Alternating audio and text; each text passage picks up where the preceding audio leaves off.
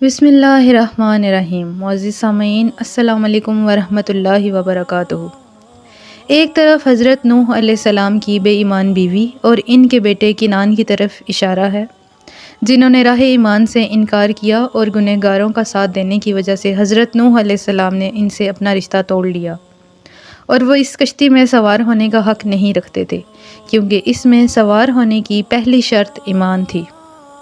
بہرحال حضرت نوح علیہ السلام نے جلدی سے اپنے سے وابستہ صاحب ایمان افراد اور اصحاب کو جمع کیا، اور چونکہ طوفان نزدیک آ رہا تھا، انہیں حکم دیا کہ خدا کے نام سے کشتی پر سوار ہو جاؤ، اور کشتی کے چلتے اور ٹھہرتے وقت خدا کا نام زبان پر جاری کرو اور اس کی یاد میں رہو۔ بالآخر وہ مرحلہ آ پہنچا، اور اس سرکش قوم کے لیے عذاب کا وقت قریب آ گیا۔ بادل سارے آسمان پر چھا گئے، اور اس طرح سے بجلیاں بھی پورے آسمان پر گوندتیں۔ آسمانی فضا گویا ایک بہت بڑے وحشت ناک حادثے کی خبر دے رہی تھی۔ بارش شروع ہو گئی اور پھر تیز سے تیز تر ہوتی چلی گئی، جیسا کہ قرآن کہتا ہے، گویا آسمان کے تمام دروازے کھل گئے اور پانی کا ایک سمندر ان کے نیچے سے گرنے لگا۔ دوسری طرف زیر زمین پانی کی سطح اس قدر بلند ہو گئی کہ ہر طرف سے پرجوش چشمے ابل پڑے۔ یوں زمین اور آسمان کا پانی آپس میں مل گیا، اور زمین، پہاڑ، دشت، غرز ہر جگہ پانی جمع ہو گیا۔ بہت جلد زمین کی سطح ایک سمندر کی صورت اختیار کر گئی۔ تیز ہوائیں چلنے لگیں، جن کی وجہ سے موجیں امڑنے لگیں۔ اس عالم میں کشتی نوح اللہ کے حکم سے آگے بڑھ رہی تھی۔ پسر نوح کا دردناک انجام۔ کنعان ایک طرف اپنے باپ سے الگ کھڑا تھا۔ حضرت نوح علیہ السلام نے پکارا، میرے بیٹے میرے ساتھ سوار ہو جاؤ اور کافروں کے ساتھ نہ ہو، ورنہ فنا ہو جاؤ گے۔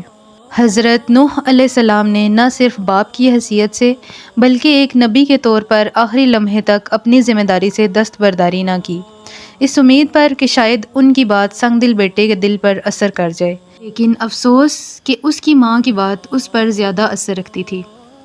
اسے یہ گمان تھا کہ شاید وہ خدا کے غضب کا مقابلہ بھی کر سکتا ہے، اس لیے اس نے پکار کر کہا، اے ابا، میرے لیے جوش میں نہ آؤ، میں عنقریب پہاڑ پر پناہ لے لوں گا، اور سیلاب پہاڑ تک نہیں پہنچ سکتا۔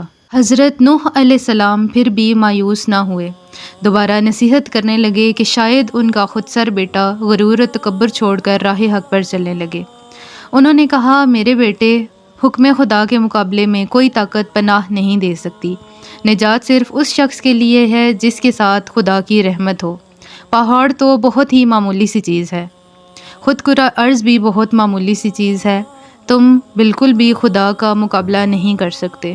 اسی دوران ایک موج اٹھی اور آگے بڑھی، اور پسر نوح کو ایک تنکے کی طرح ایک جگہ سے اٹھایا اور اپنے اندر درہم بھرم کر دیا، اور کنعان کو غرق ہونے والوں میں شامل کر دیا۔